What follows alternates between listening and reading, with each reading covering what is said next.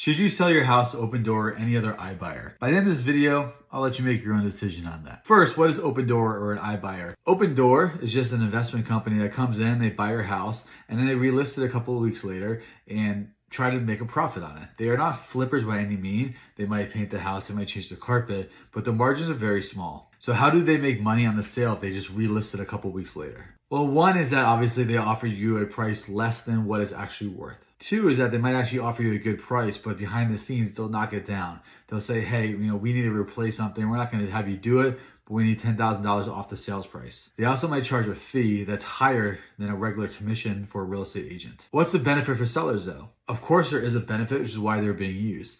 There's two main benefits of using an Opendoor or an iBuyer. One is that you don't have to do any showings. You can just sell your house. And two, you get to pick your move out date. If you don't want any inconvenience, you can sell your house to one of these companies. Now let's talk about where they are today. In 2021, when the market was skyrocketing, they offered competitive pricing for houses. So a lot of people sold to Opendoor. They're like, you know what? I'm making 250 grand on this house. I don't care if I could have made 20, 25 grand more by using a traditional realtor because I can just sell it to this company and do my own move out dates. The problem is that they bought too many houses. Other companies did as well. Zillow was doing that and they actually got rid of this arm of their company. If you take a look at Opendoor's stock, you can see it just plummeted. The reason why is that they were buying so many houses, sometimes they were just buying them at the wrong time, including last summer when we were already trending down. Take a look at some of these price reductions and these sales prices of these Opendoor houses, and you can see they are selling them for way less than what they paid for them. That means they're losing money on these. But the market has changed a little bit, and some of those other companies are out, and Opendoor is still there. So I was kind of curious, what are they offering today? So I just sold a listing in Las Vegas for $585,000. But before we went in escrow, hey, I wanted to see what Opendoor would say. So I emailed Opendoor and asked for a quote, and their quote was $489,000.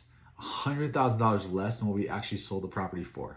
And they're actually paying agent commissions now. So it's not like the seller is saving any money on the commission side. So is that every house right now? No. But what that's showing you is that Opendoor can't afford to buy houses at what they're actually worth anymore. So they were offering way less because the margins are so thin that in order to make money on the house, they got to buy it for $100,000 less, relist it, and then try to make 50 grand on the property. So if you don't want that inconvenience, it's there for you. If you want that guaranteed offer, you want to pick your move out date, and you don't want to do any showings, go ahead and use them. But if you want to make $100,000 more, then you might want to consider a traditional real estate agent.